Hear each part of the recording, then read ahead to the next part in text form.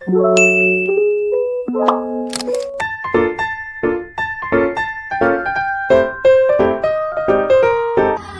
warahmatullahi wabarakatuh. Selamat pagi anak-anak. Apa kabar kalian hari ini? Sehat semua ya? Nah, guru lihat ada sehat semua ya. Nah, guru lihat ada satu bangku yang kosong. Siapa yang tidak berangkat? Ada satu, Aisyah. Aisyah kenapa? Izin sakit? Oh ya, kita doakan semoga Aisyah cepat sembuh ya. Nah, sebelum memulai pelajaran hari ini, kita berdoa terlebih dahulu. Yang memimpin hari ini adalah yang berangkat paling awal. Siapa yang berangkat paling awal? Ya, Denny. Silakan maju, Denny. Ya. Baik, selanjutnya kita menyanyikan lagu wajib nasional. Hari ini kita akan menyanyikan lagu Garuda Pancasila. Oke, berdiri semuanya.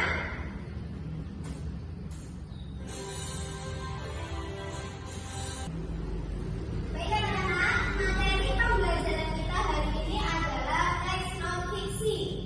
Nah, sebelum kita lanjut, Ibu Guru akan membacakan tujuan pembelajaran kita pada hari ini.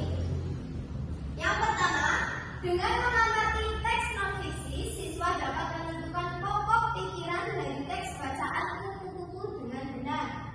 Yang kedua, dengan mengerjakan LKBP, siswa dapat mengembangkan ide pokok menjadi paragraf non fiksi dengan benar.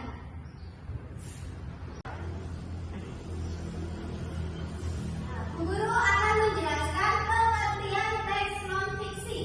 Teks non fiksi adalah jenis karangan yang memuat fakta atau peristiwa yang memang pernah terjadi.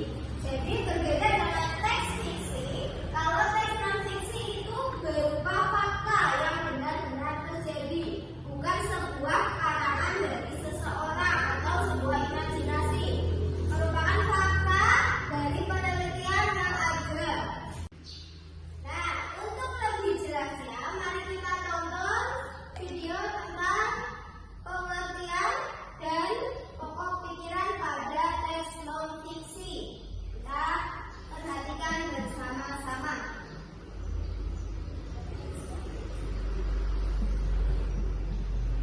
Tema 5, subtema 1, muatan pelajaran bahasa Indonesia. Pokok pikiran pada teks non-fiksi.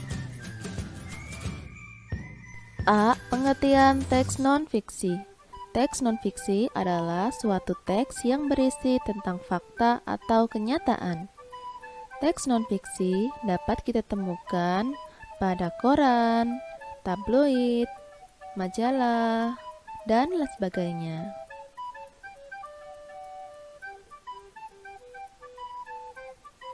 B. Jenis teks non-fiksi. Jenis teks non-fiksi antara lain sebagai berikut. Skripsi yang ditulis oleh para mahasiswa, berbagai jenis jurnal, baik pendidikan, kesehatan, maupun pertahanan dan keamanan, serta biografi profesor atau seorang tokoh tertentu. C. Membaca teks ekosistem. Berikut adalah contoh teks non-fiksi.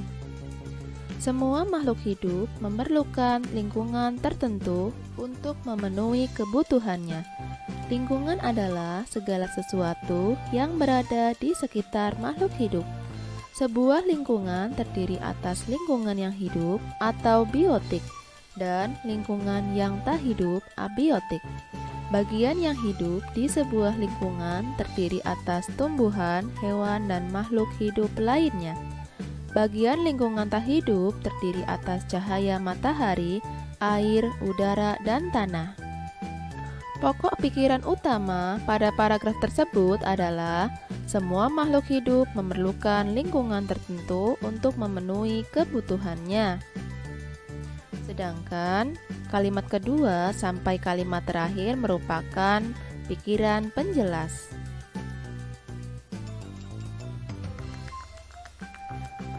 Cahaya matahari dapat menghangatkan udara, air, dan tanah agar mencapai suhu yang sesuai kebutuhan hidup makhluk hidup.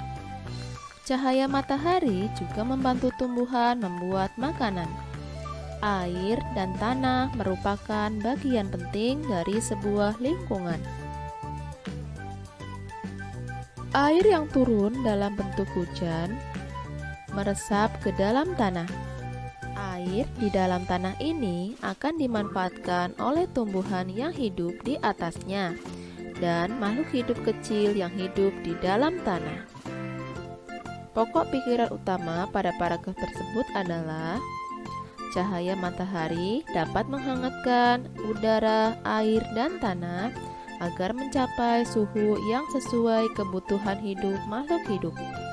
Sedangkan kalimat kedua sampai akhir merupakan pokok pikiran penjelas atau kalimat penjelas.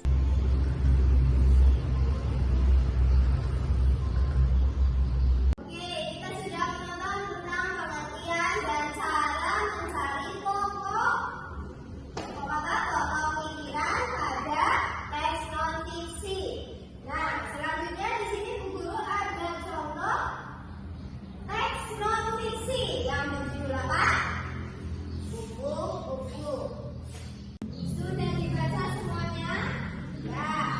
Siapa yang tahu pada paragraf pertama mana yang merupakan bagian pokok pikirannya? Ya? Fawaz mau menjawab. Pokok pikirannya yang mana?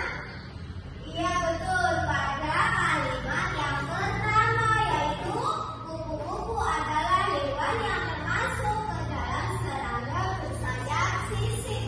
Nah, kalimat selanjutnya ini merupakan penjelasan dari pokok pikiran pada kalimat yang pertama.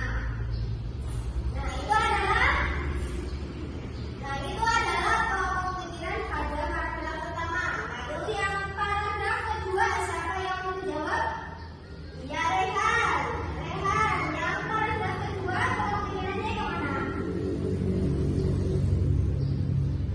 Iya betul, pokok pikirannya merupakan pada kalimat yang terakhir, yaitu gabungan dari beberapa rantai makanan yang berbeda dinamakan jaring-jaring makanan. Ya, pintar semua ya. Nah, setelah kita mengetahui pokok pikiran dari teks non-fiksi di atas atau yang tadi, sekarang kita tahu perbedaan kupu-kupu dan lengan. Nah, dilihat dari bentuk fisiknya, kupu-kupu itu memiliki warna yang lebih cerah, warna-warni. Sedangkan pada lengan bagaimana? Ya, warnanya lebih gelap, cenderung warna monokrom seperti hitam, putih, coklat, ya. Nah, itu adalah perbedaan kupu-kupu dan lengan secara fisik. Oke, baik anak-anak, sekarang waktunya kita diskusi. Nah, guru di sini akan membagi kelompok menjadi 4 kelompok.